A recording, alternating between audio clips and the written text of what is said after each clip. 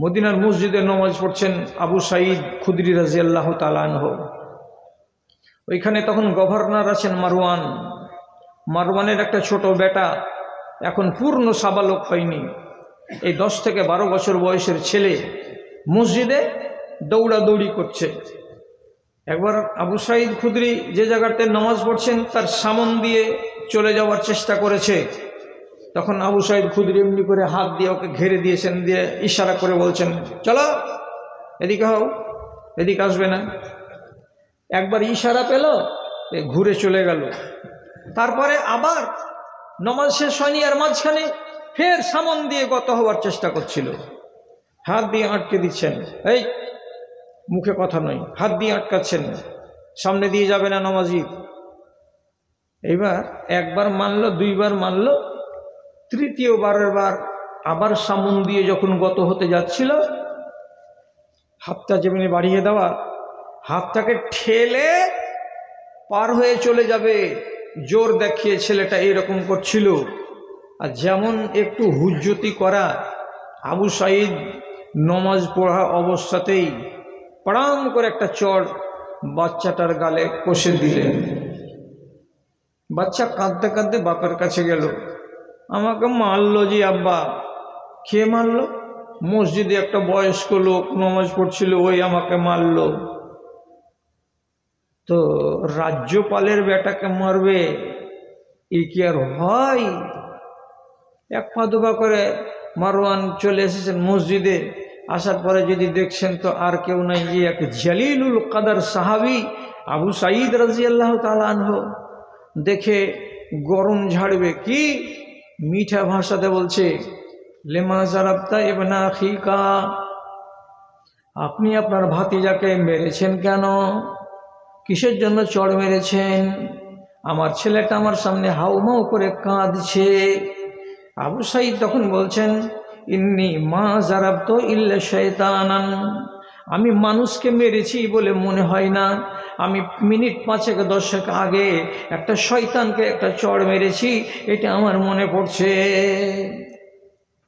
আজব কথা, আমার ছেলে বলছে আমাকে মেরেছে, আর আপনি বলছেন আমি একটা শয়তানকে মেরেছি, এ কথা তো বুঝে আসে না আমার।